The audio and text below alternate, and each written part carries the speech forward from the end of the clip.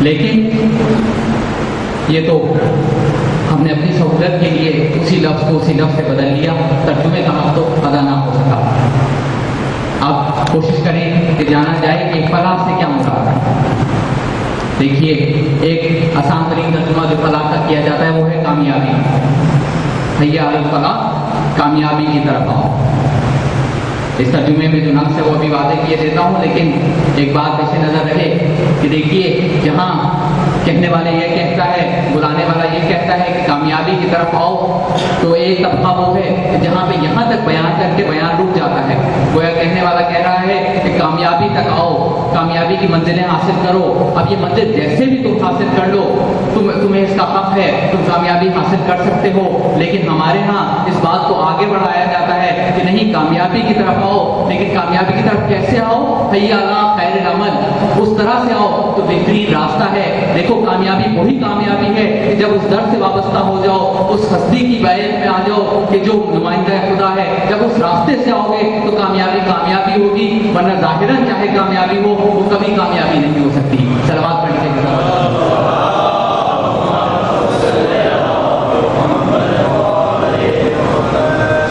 تو یہ کامیابی کا لفظ جو اس کے ترجمے میں بیان کیا جاتا ہے، اس میں جو خرابی ہے، جو نقص ہے، وہ واضح اس طرح سے بھی ہو جاتا ہے کہ وہ جملہ جس کا بھی میں نے ذکر کیا جناب امیر کی زبان سے، وہ مارکت العرا جملہ کہ خستو برب الکعبہ، جب ہم اس کا ترجمہ کرتے ہیں تو تب بھی یہی کہتے ہیں کہ رب کعبہ کی قسم میں کامیاب ہو گئے۔ تو اب معصوم کا کلام، معصوم کی زبان سے جاری ہونے والے جملے، ایک طرف فلاح کا لفظ آ رہا ہے، ایک طرف خستو کا لفظ آ رہا ہے، ہم دونوں کا ترجمہ کامیابی کر رہے ہیں۔ یقیناً ہماری فہم کیا قصور ہے؟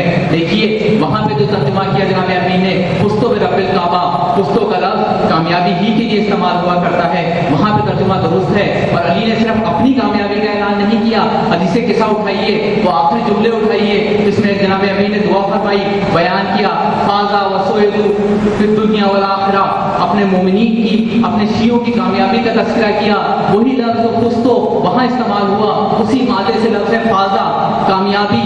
دیکھیے، علی نے کہا کہ میں تو کامیاب ہو رہا ہوں، ہاں جو شیعہ ہو جائیں، جو میرے شیعہ کا حق ادا کر دیں، وہ بھی اسی درجے میں فائز ہیں جہاں پہ میں جا رہا ہوں، میں بھی کامیاب ہوں، میرے شیعہ بھی کامیاب ہیں۔ صلوات پڑھتے ہیں خدا تعالیٰ۔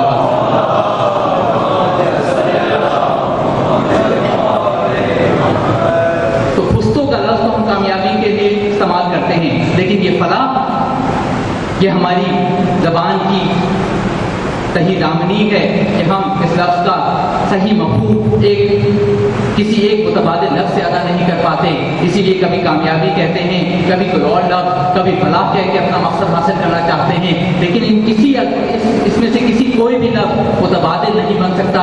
جو معنی اس لفظ میں پوشیدہ ہیں، اور وہ معنی جب مفسرین نے بیان کیے تو ان الفاظ نے بیان کیے کہ الفلاح خیر دنیا والآخرہ، فلاح میں دنیا کی بھلائی اور آخرت کی بھلائی دونوں شامل ہیں۔ تو اب یہ لفظ یہاں پہ بتلا رہا ہے کہ مومنین کے لیے جو فلاح ہے، تو مومنین وہ جو دعا مانگا کرتے ہیں، ربنا آتنا فی الدنیا حسنۃ وفی الآخرۃ حسنہ، تو اس دعا کے لیے وہ دعا ثمر پا جاتی ہے جب مومن اس در سے وابستہ ہو کر مومن ہونے کا حق ادا کر دے، تو فلاح بھی پاتا ہے، خیر دنیا بھی پاتا ہے، خیر آخرت بھی پاتا ہے۔ اور یہی لفظ اس طرف بھی توجہ دلاتا ہے کہ دیکھیے، اسلام کے پیش نظر، دین کے پیش نظر، شریعت کے پیش نظر صرف آخرت ہی کی کامیابی نہیں ہے، کامیابی دین یہ بھی تقاضا کرتا ہے کہ آپ دنیا میں بھی کامیاب ہو، آخرت میں بھی کامیاب ہو۔ ہاں، بس اب یہ توازن برقرار رکھنا ضروری ہے کہ دنیا دار ہو جانا سے دین نے منع کیا، لیکن دنیا میں کامیابی، دنیا میں فلاح پانا یہ آپ کا حق ہے، یہ آپ کے لیے حکم ہے، اس میں داخل ہے کہ کوشش کیجئے دنیا میں بھی اچھے مراتب حاصل کیجئے، آخرت کے مراتب کی بھی کوشش کیجئے۔ اور اب جب میں یہ سوال کروں، جب میں یہ منزل سامنے قائم کروں کہ دنیا میں بھی اچھا بھلائی حاصل کرنی ہے، آخرت کی بھی خیر و برکت حاصل کرنی ہے، تو سوال سامنے آئے گا کہ ان دونوں میں توازن کیسے قائم کیا جائے گا۔ تو اسی در پہ چلیے جہاں سے ہر سوال کا جواب ملتا ہے۔ مولا کائنات نے ایک جملہ ارشاد فرمایا، کیا کہتے ہیں کہ دیکھو، دنیا میں رہو تو اس طرح رہو کہ تمہیں ہمیشہ یہاں رہنا ہے، اور آخرت کی فکر کرو تو ایسے فکر کرو کہ اگلا لمحے تمہیں دنیا سے چلے جانا ہے۔ بس یہ توازن قائم ہو جائے تو خیر دنیا بھی مل جائے گی، خیر آخرت بھی مل جائے گی۔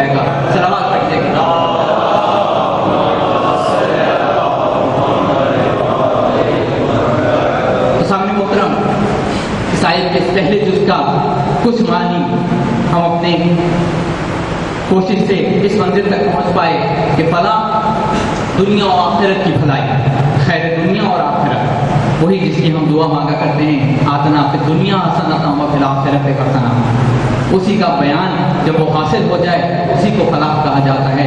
لیکن سامعین محترم، اس سے آگے ایک اور لفظ ہے، اور وہ کیا؟ قد افلح المؤمنون۔ ظاہراً بالکل سامنے کی بات ایمان لانے والے ان کے لیے یہ کامیابی ہے، خیر دنیا اور آخرت ہے۔ لیکن اب یہاں پر رک کر ایک اور صرف میں توجہ دیجیے، اور وہ کیا کہ ایمان لانے والے کون؟ اس ایمان لانے کا کیا مطلب؟ کس ایمان کی بات ہو رہی ہے؟ اس آیت میں مزید کوئی تفصیل نہیں بیان کی گئی کہ کس پر ایمان، کن باتوں پر ایمان، بس کہہ دیا گیا کہ کامیابی پائی ایمان لانے والوں۔ آپ ذرا سی دقت کریں، ذرا سی دقت نظر کے ساتھ تلاش کریں تو فوراً ہی قرآن ہی سے جواب مل جائے گا کہ کس ایمان کی بات ہو رہی ہے۔ پہلی قرآن سے دوسرا ہی سورہ بقرہ کی ابتدائی آیات میں ارشاد ہو گیا کہ جہاں پر تفصیل سے بتایا گیا ذالک الکتاب لا ریب فیہ ھدی للمتقین الذین یؤمنون بالغیب، اور اس کے بعد جب یہ بات آگے چلتی ہے تو اولئک علی ھدی من ربہم واولئک هم المفلحون۔ دیکھیے بات شروع ہوئی تھی ایمان بالغیب سے، اور ختم کہاں ہوئی؟ اسی فلاح کے اوپر جس کا اس جملے میں تذکرہ کیا گیا ہے۔ تو اب اس کو ملا کر یہ نتیجہ سامنے آتا ہے کہ جب ایمان کی بات ہو، قرآن خود کہتا ہے کہ ایمان کی اساس ایمان بالغیب ہے۔ اب غیب پر ایمان لے آئیے تو پھر فلاح دنیا و آخرت کا سوال پیدا ہوتا ہے۔ صلوات پڑھتے ہیں کتاب اللہ۔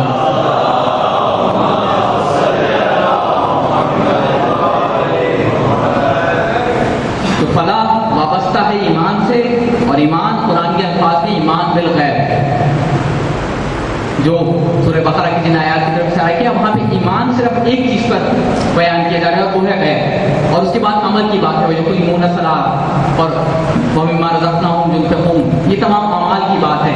ایمان کے معاملے میں قرآن نے صرف ایک لفظ استعمال کیا، اور وہ ہے غیب پر ایمان۔ آپ سامعین محترم، جیسا کہ شروع میں عرض کیا تھا، بات شروع ہوئی تھی اس مولود کعبہ 13 رجب کے حوالے سے، اور اب اختتامی منازل میں اس غیب کی طرف جا رہی ہے جس کا کل ہم نے وہ دن منانا ہے، وہ مبارک دن جس میں ہم اس امام غیب کا ذکر کریں گے۔ تو سامعین محترم، یہ غیب پر ایمان لانے کی جو بات ہوئی، اس کو قرآن نے دین کی اساس قرار دیا۔ اب آپ حضرات کی توجہ میں چاہوں گا کہ دیکھیے اس غیب پر ایمان پر اعتراض کرنے والے کچھ وہ ہیں کہ جن کو آپ مادہ پرست کہیے، جو کہ دین ہی کی ضرورت ہے کہ قائل نہیں، جو کہ کہتے ہیں کہ جب تک کوئی چیز ہمارے حسیات میں نہ آ سکے تب تک ہم اس پر ایمان لانے کے لیے تیار نہیں، اسے قبول کرنے کے لیے تیار نہیں۔ وہ ملحدین کا گروہ کہ جن سے بحث ایک الگ انداز میں ہوگی۔ لیکن ایک اور گروہ ہے، اور وہ کون سا؟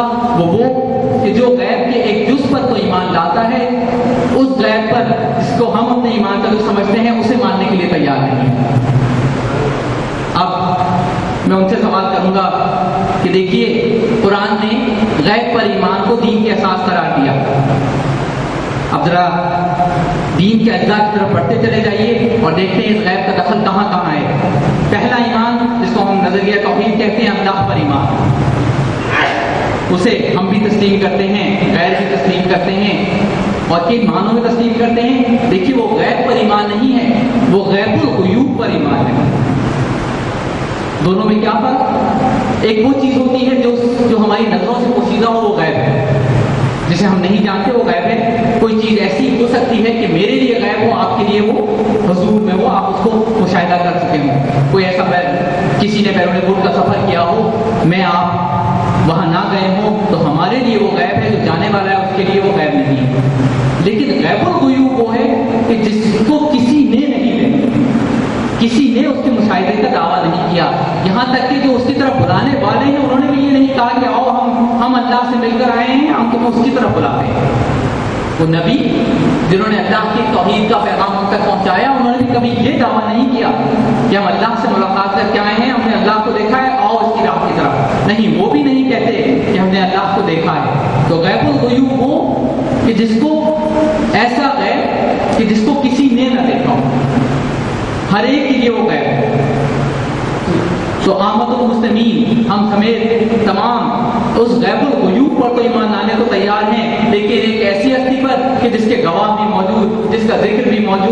اس کے ارشاد میں موجود جب ہم اس پہ ایمان لانے کا سوال کرتے ہیں تو وہ کہتے ہیں کہ یہ کیسا ایمان ہے کہ امام غائب ہے، امام موجود نہیں ہے۔ میں کہوں گا جب اس پر ایمان لے آئے کہ جس کو کسی نے نہیں دیکھا تو کم سے کم اس پر تو لے آؤ جس کو کچھ نے دیکھا، کچھ نے اس کی بات سنی، کچھ نے اس کا بیان سنا۔ صلوات پڑھتے ہیں۔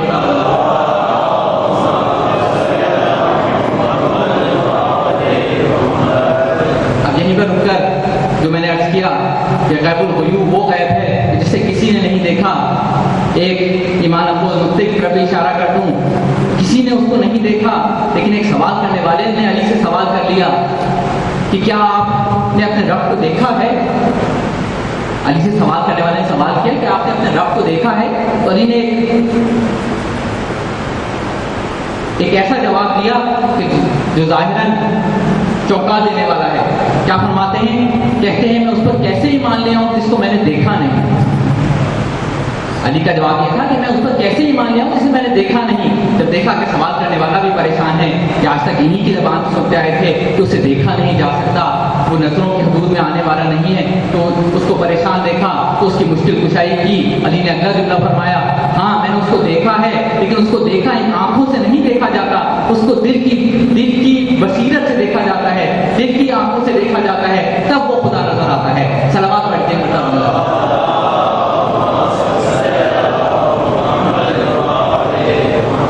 تو سامنے محترم، دین کا پہلا جز توحید عین غیب، غیب پر ایمان۔ دین کی ایک اور اساس قیامت، وہ بھی بالکل ایک ایسا واقعہ، ایک ایسی منزل جو کہ سراسر غیب، کسی نے نہیں دیکھی، ہمارے ایمان کا جز اور سب مسلمانوں کے ایمان کا جز۔ یہ ایک اور ایسا ایمان کہ جس طرف توجہ دلاتے ہوئے میں مسلمانوں سے سوال کروں گا کہ ایک ایسی بات پر جس کو صرف اس لیے تسلیم کر لیا کہ خبر دینے والے نے خبر دے دی کہ قیامت ہوگی، کسی نے اس کو دیکھا نہیں، اس کے کہنے پر تم نے اس غیب پر ایمان لے آیا، تو اسی کے کہنے پر اس غیب پر بھی ایمان لے آؤ جو یہ خبر دے کے گیا تھا کہ میرا 12واں جو ہوگا وہ پتہ ہے غیب میں ہوگا، وہ ظہور کرے گا۔ جب اس کی ایک بات کو تسلیم کرتے ہو تو اس کی دوسری بات کو تم نہیں تسلیم کرتے۔ صلوات پڑھ لیجیے پتہ بنگا۔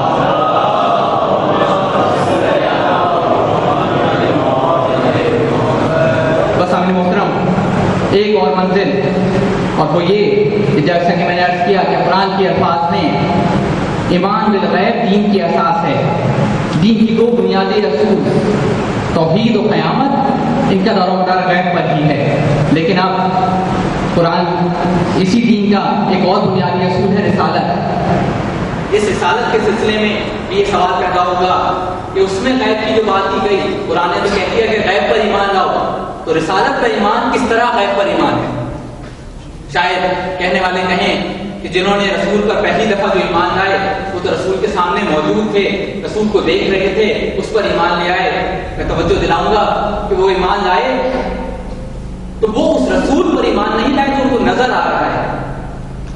دیکھیے اگر رسول پر ایمان لاتے تو وہ اس ہستی پر، اس صورت پر، اس شخص مبارک پر ایمان لاتے، نہیں، ان کا ایمان اس رسول پر نہیں ہے، ان کا ایمان رسالت کے اوپر، ان کا ایمان اس شخصیت کے اوپر نہیں ہے، ان کا ایمان تو اس رسالت کے اوپر ہے۔ یہ رسالت کیا ہے؟ یہیں پر اسی مقام پر اس کی تفصیل ایک اور بیان میں عرض کر چکا ہوں، صرف ضمن اشارہ کروں گا۔ دیکھیے رسالت کا مفہوم ہے بھیجا جانا۔ اب بھیجنے کا عمل، جب بھیجنے والا غیب میں ہے تو بھیجنے کا عمل کیسے ہمارے سامنے آ گیا؟ رسول کی رسالت، جب ہم رسول کو رسول کہتے ہیں کہ یہ بھیجے گئے ہیں، رسول کا لفظی مفہوم بھیجا گیا، جب ہم اس کو کہتے ہیں کہ یہ بھیجے گئے ہیں، جب ہم نے بھیجنے والے کو نہیں دیکھا، اس کے غیب پر ہم ایمان لے آئے، تو اس بھیجنے کے عمل کو ہم کیسے سمجھ سکتے ہیں؟ ہم اس کو کیسے کہہ سکتے ہیں کہ ہم نے اس کو دیکھ کے ایمان لائے؟ نہیں سامنے محترم، جب رسول پر ایمان لایا گیا تو وہ بھی غیب پر ہی ایمان تھا، ان معنوں میں کہ ہم نے نہیں دیکھا کہ رسول کو اللہ نے بھیجا ہو، تو اب ہم کیسے ایمان لائے؟ ہم دیکھنے والوں نے کیسے سمجھا کہ یہ رسول ہے؟ تو سامنے محترم تفصیل پہلے عرض کر چکا ہوں، ضمن دہرائی دیتا ہوں کہ دیکھیے بھیجنے کا مفہوم یہ ہوتا ہے کہ جو جس سے قریب ہو وہ اس کی جانب بھیجتا ہے جو دور ہو۔ جب اللہ نے محمد کو ہماری جانب بھیجا، رسول بنا کے بھیجا، تو اس کا لازمی نتیجہ یہ ہے کہ محمد صفات میں اللہ کے قریب تھے، اللہ کے قریب تھے، اور یہ آسی بندے اللہ سے بہت دور تھے۔ اس نے اپنے سے قریب ایک فرد کو ہماری جانب بھیجا. یہ بھیجنے کا مفہوم ہے. رسول وہ صفات رکھتا تھا جو اللہ کی صفات ہیں, ان کا برتاؤ تھا. رسول میں وہ صفات اپنے کمال پر تھی جو کسی مخلوق میں ہو سکتی ہیں. اس کمال کے ساتھ رسول ہماری جانب آیا. یہ بھیجا جانا ہے. اور سامعین محترم, بس رسول نے آ کر انہی صفات کا اظہار کیا. ان صفات کو ہم دیکھتے گئے اور جانتے گئے کہ یہ آنے والا اس دنیا کا نہیں ہے, یہ آنے والا کہیں اور سے آیا ہے. اس کی صفات بتلا رہی ہیں کہ یہ اللہ کی جانب سے بھیجا گیا ہے. صلوات پڑھ لیجیے مرتبہ اللہ.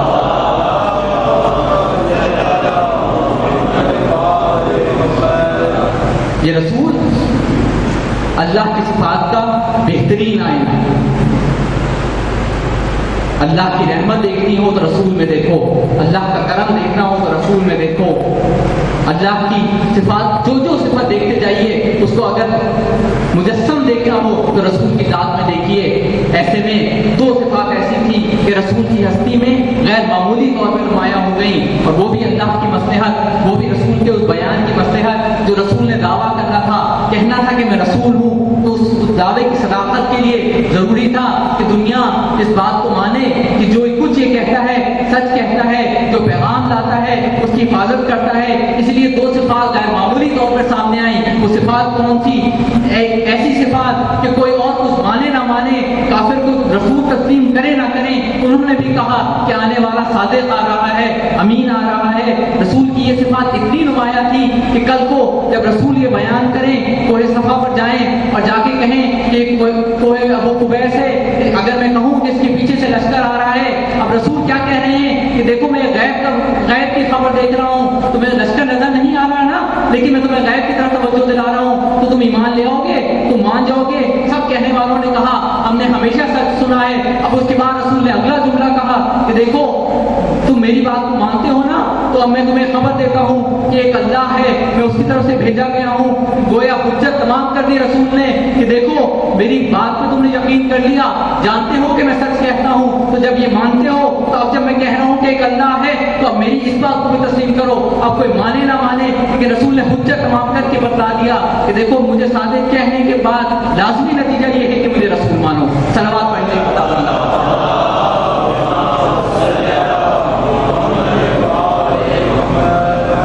سامنے محترم, رسول نے ان دو صفات کو نمایاں کرنے کے لیے خصوصی اہتمام کیا. صداقت کا ایک مظاہرہ آپ نے یہ دیکھا, اور وہ دوسری صفت امانت. رسول اللہ کا پیغام لا رہے ہیں نا, بیان یہ ہے کہ میں اللہ کا خبر لے کے آ رہا ہوں. تو اب اگر دنیا امانت دار کہتی ہے تو اب دنیا یہ بھی تسلیم کرے کہ جو کچھ لے کے آ رہے ہیں اس میں کوئی رد و بدل رسول کی طرف سے نہیں. جو کچھ لائے ہیں کہ اللہ نے کیسے دیا ہم تک منتقل کر دیا, اور یہ امانت رسول کی ہستی میں اگر دیکھنی ہو تو اس سے بہتر اور کون سا موقع ہے کہ شب ہجرت ہے. دیکھیے اپنی ذات پر گردن اٹھا لینا, اپنی ذات پہ تکلیف اٹھا لینا آسان کام ہے, لیکن اپنی محبوب ترین چیز کو قربان کرنا, اس کو قربانی کے لیے پیش کرنا, یہ بہت مشکل ہے. رسول کو اپنی امانت کے اظہار کا اتنا خیال, رسول کو امانتوں کا اتنا خیال, امین ہونے کا اتنا خیال کہ رسول نے اس کو خطرے میں ڈال دیا جو دنیا میں رسول کے لیے سب سے زیادہ محبوب ہے. وہ جو اللہ کی دین کی حفاظت کرنے والا ہے, جس سے رسول کے دین کی امیدیں وابستہ ہیں, وہ علی. رسول وہاں سے چلے گئے لیکن علی کو ننگی تلواروں میں چھوڑ گئے. اور دیکھیے یہ صرف اس امانت کا لحاظ تھا, اس امانت کا خطرہ پیش نظر تھا, لیکن رسول نے اپنی امانت داری کا اس قدر سکہ قائم کر دیا کہ اب دنیا یہ نہیں کہہ سکتی کہ رسول کی جانب سے پیغام پہنچانے میں کوئی کوتاہی ہوئی. رسول علی کو چھوڑ کے گئے اس مقام پر. اور پھر اس سے اگلی بات جو سامنے آتی ہے وہ یہ کہ جو جس کو رسول چھوڑ کے گئے آپ کو ہر طرح کا اعتراض ملے گا. رسول کے متعلق سب کچھ کہا گیا, لیکن کسی اعتراض کرنے والے نے, کسی کافر نے یہ نہیں کہا کہ رسول شب ہجرت امانتیں ایک ایسے فرد کو دے گئے جو امین نہیں تھا. اس کا نتیجہ یہ نکلا کہ کافر بھی مانتے ہیں کہ جیسا امین رسول ہے ویسا ہی امین علی ہے. صلوات پڑھنے کو بتا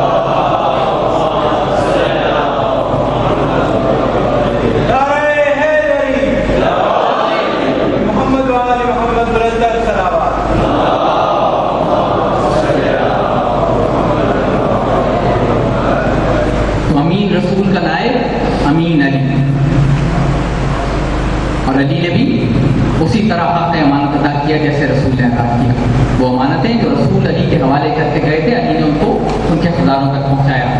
بس آمین محترم, جب اس منطق منزل تک پہنچ گئے تو اب یہیں سے بیان کو مختصر کروں۔ دیکھیے رسول علی کو جہاں اہل مکہ کی امانتیں دے کے گئے تھے، وہیں رسول علی کے ذمہ کچھ اپنی امانتیں بھی حوالے کر کے گئے۔ یہ امانتیں کون سی امانتیں تھیں؟ ہمارے درسی کتب میں یہاں تک تو بیان ہوتا ہے کہ رسول مکے سے مدینے کی طرف گئے تو انہوں نے قبا میں جا کے قیام کیا اور وہاں پر ایک مسجد قائم کی، مسجد قبا کے نام سے، اور وہاں رسول نے توقف فرمایا۔ لیکن اس کی وجہ نہیں بیان کی جاتی کہ رسول وہاں کیوں رکے۔ منزل رسول کی مدینہ ہے، مکے سے نکل چکے ہیں، قبا میں رکنے کا کیا مقصد ہے؟ ذرا سا تاریخ کو کھنگالیے تو بات سامنے آ جاتی ہے۔ رسول نے بالکل واضح الفاظ میں فرمایا کہ میں یہاں قبا سے مدینے اس وقت تک نہیں جاؤں گا جب تک میں جس کو چھوڑ کے آیا ہوں مجھ سے آ کے مل جائے۔ رسول علی کا انتظار کر رہے تھے قبا میں، اور علی کے ذمہ اپنی کون سی امانتیں چھوڑ کے آئے تھے؟ سامنے محترم، علی جس وقت مکہ سے نکلے ہیں مدینہ کے لیے، امانتیں حوالے کرنے کے بعد اپنی ذمہ داری ادا کر چکے، اپنا نفس بیچ چکے، اس کے بعد جب علی مدینے کی طرف چلے ہیں تو علی کے ساتھ 3 خواتین، تین فاطمہ علی کے ساتھ، ایک فاطمہ بنت محمد ہیں، ایک فاطمہ بنت اسد ہیں، ایک فاطمہ بنت حمزہ۔ خاندان کی 3 فاطماؤں کو لے کے علی مکے سے مدینے سے۔ دیکھیے رسول کتنی بھاری امانتیں علی کے ذمہ دے کے گئے۔ ایک طرف اپنی امانت، اپنی امین ہونے کا بوجھ علی کے کاندھوں پر ڈال کے گئے تھے کہ دیکھو دنیا مجھے آج تک امین کہتی آئی ہے، علی میں تمہارے حوالے کیے جا رہا ہوں اور مجھے یقین ہے کہ تم بھی ویسے ہی امین ثابت ہو کے جیسے میں تھا۔ اور دوسری جانب خاندان کی کون ہستیاں؟ اپنی عزیز ترین بیٹی، وہ جسے علی نے اپنی ماں کہا، فاطمہ بنت اسد اور فاطمہ بنت حمزہ، یہ 3 خواتین علی کے ہمراہ ہیں۔ آپ سامنے محترم علی لے کے چلے ہیں، بس راستے کا ایک واقعہ آپ حضرات میں پیش کرنا ہے اور بیان کو ختم کروں۔ علی مکے سے مدینے کی طرف چل رہے ہیں، ایسے میں وہ شخص جس سے اونٹ کرائے پہ لیے گئے ہیں وہ علی کے ہمراہ ہے اور وہ تیز اونٹوں کو لے کے چل رہا ہے۔ علی نے ایک مرتبہ اس کو مخاطب کر کے کہا کہ اے شخص، ہمارے ساتھ کچھ خواتین بھی ہیں اور وہ اس سفر کی عادی نہیں، اونٹوں کو آرام سے لے کے چلیں، لیکن اس کے پیش نظر یہ بات ہے کہ مکے سے کافر علی کے پیچھے ہیں اور وہ ہمیں وہاں تک پہنچنے نہیں دیں گے، اس کے ذہن میں خطرہ ہے، شبہ ہے۔ اس نے علی کی بات سنی لیکن اس پر عمل نہ کیا، وہ اونٹوں کو اسی طرح تیز چلاتا تھا۔ کچھ دیر بعد علی نے اس کو پھر روکا اور اس سے ہاتھوں سے مار لیا اور کہا کہ مجھے خبر دینے والے نے خبر دی تھی کہ میں بخیریت مدینے تک پہنچوں گا، اس لیے تم گھبراتے کیوں ہو، آرام آرام سے چلو۔ بس عامل محترم، یہ واقعہ تاریخ میں یہیں تک ملتا ہے، لیکن یہاں سے فوراً ذہن ایک اور طرف متوجہ ہوتا ہے۔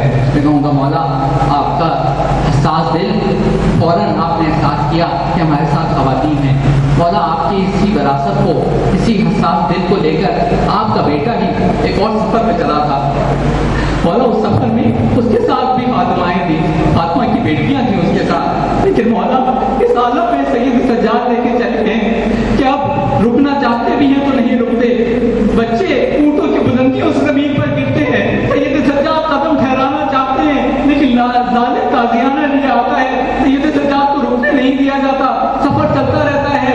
ایسے میں ایک منزل آئی کہ اب سید سجاد چلے جا رہے ہیں لیکن ایک نیزہ ہے تو کیا آگے نہیں بڑھتا۔ اب شم تازیانہ لیے سید سجاد کی طرف بڑھا، اے شم اپنے بابا سے کہو آگے بڑھے۔ سید سجاد نے بابا کے سر مبارک کی طرف دیکھا تو آنکھوں سے آنسو جاری ہیں، کوئی پیغام سید سجاد سے منتقل ہوا، کہا وہ امانت جو بابا نے مجھے دی تھی وہ امانت کہیں گر گئی ہے، وہ سکینہ کہیں راستے میں گر گئی ہے، بابا کا سر آگے نہیں چلے گا جب تک سکینہ نہ مل جائے۔ بس امین محترم زینب اپنی سید سجاد گئے، قافلے سے پیچھے ہٹتے گئے، یہاں تک کہ ایک منزل نظر آئی جہاں پہ دیکھا کہ ایک مخدرہ ہے، ایک سیاہ پوش بیوی ہے، گود میں ایک بچی کو لیے بیٹھی ہے، اور وہ بچی کون ہے؟ وہ سکینہ ہے۔ زینب نے کہا اے خاتون، آپ کا بہت شکریہ، آپ نے اس بچی کا خیال کیا، اس یتیمہ کا خیال کیا۔ شاید اس بیوی نے نقاب الٹ کے کہا ہو زینب مجھے پہچانا نہیں، میں وہی تیری ماں ہوں، وہی تو کیا ماں ہوں جو کبھی خیام کے پیچھے روتی تھی، کبھی مختر کو صاف کرتی تھی، اب سفر میں میرے ساتھ ساتھ ہے۔ زینب جب تک تم مدینے نہیں پہنچ جاتی تیری ماں تیرے ساتھ ساتھ چلے گی۔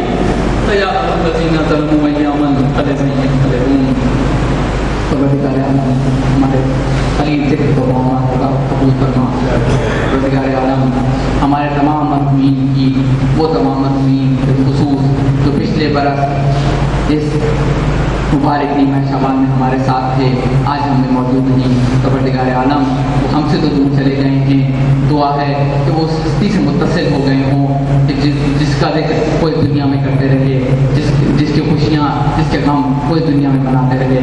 परवरदिगार आलम हमारे तमाम मरहूमीन की मग़फ़िरत फरमा।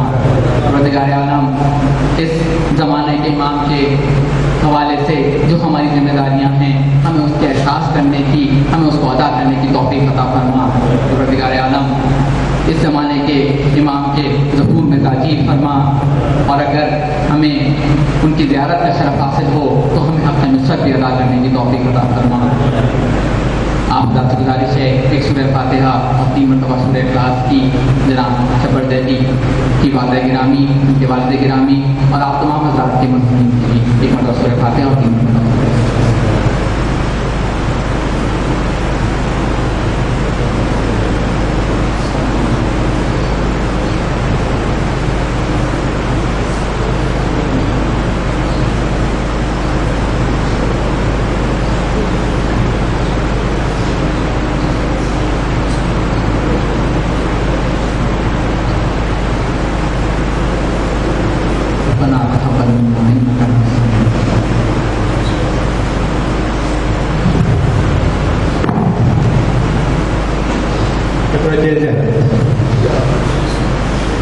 السلام عليك يا رسول الله، السلام عليك يا نبي الله، السلام عليك يا بارك الله، السلام عليكم ورحمة الله وبركاته، السلام عليك يا أبا عبد الله، السلام عليك يا ابن رسول الله، السلام عليك يا ابن أمير المؤمنين وابن سيد المسيحيين، السلام عليك يا ابن فاطمة الزهراء سيدة نساء العالمين، السلام على الحسين وعلى علي بن الحسين وعلى أولاد الحسين وعلى أصحاب الحسين، السلام عليكم ورحمة الله وبركاته، السلام عليك يا غيث الغرباء، السلام عليك يا مولد شيعة الأزوار في يوم الجزاء، السلام عليك أيها المكتوب يا بالقدوس، السلام عليك وعلى آبائك السبعة وأبنائك الأربعة، السلام عليكم ورحمة الله وبركاته، السلام عليك يا مولانا يا صاحب العصر والزمان، السلام عليك يا شريك القرآن، السلام عليك يا إمام الإنس والجان، السلام عليك يا نافع الظلم والعدوان، أجل الله تعالى فرجك، أسعد الله تعالى مخرجك، وجعلنا من أنصارك وأعوانك، السلام عليكم ورحمة الله وبركاته.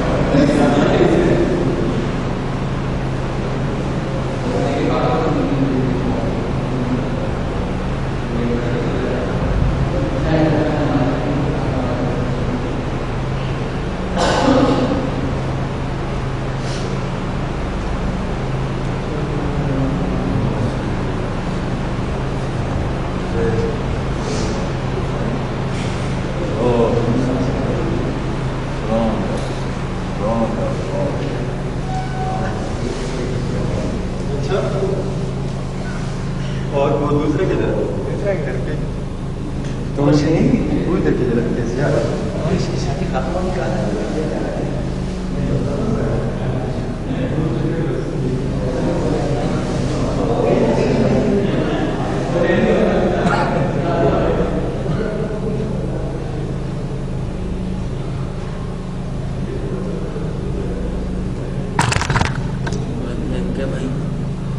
کتوں کرنا ہے